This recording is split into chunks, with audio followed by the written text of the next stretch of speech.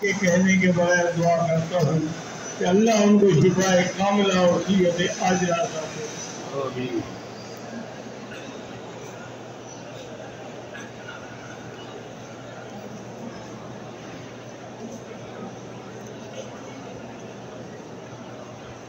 اشرف علی ابن دلدال علی ملک کہتے ہیں کہ ہم حنفی مسلک کے لوگ ہیں، ہمارے یہاں تو 20 رکعت تراویح ہوتی ہے اور یہاں تو 10 رکعت پڑھائی جاتی ہے، باقی خود پڑھ لو کیا پوچھتے ہیں۔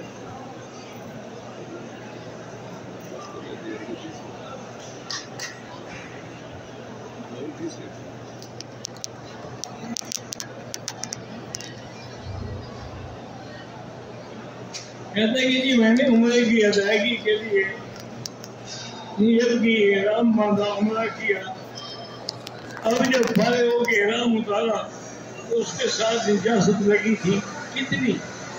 اگر تھوڑی تھی تو کوئی حرج نہیں، بہت زیادہ تھی تو پھر اس طرح کہ تمہیں ناپاک کپڑے میں عمرہ کیا، میں تمہیں عمرہ دوبارہ کر دوں۔ حاجی عبدالحمید کا بھائی حاجی عبدالکریم فاضل کا بیمار ہے، اللہ شفا عطا فرمائے۔ بعض لوگ صرف احرام کا کپڑا باندھ کے مطاف میں جانے کے لیے یہ ہیلا کرتے ہیں، بس اللہ قبول کرے۔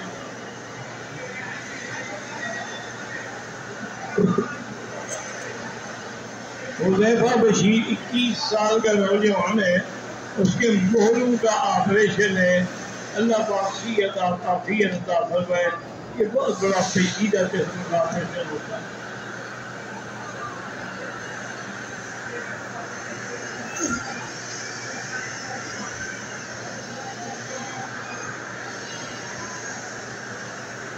ایک عورت کا خاوند عرصہ 20 سال سے غائب ہے، عورت کی عمر 42 سال ہے، وہ نکاح کرنا چاہتی ہے، شریعت کی روح سے حکم فرمائے کہ نکاح کر سکتی ہے نہیں، پہلے عدالت میں درخواست دے، وہ باقاعدہ قانونی طریقے سے اعلان کریں اس کے بازیاب ہونے کا، جب وہ فیصلہ کر دیں کہ نہیں ملتا ہے تو پھر نکاح کر سکتے ہیں۔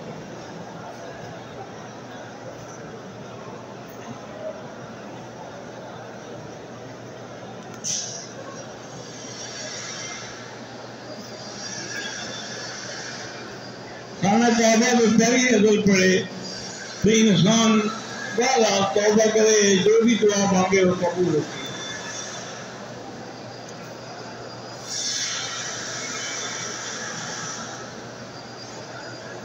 ہمارے پہلے عمرے میں میرا 3 دفعہ ہاتھ خوشبو والی چیز پہ غلطی سے لگ گیا، بہرحال اس کے لیے 5-10 ریال خیرات کر دو۔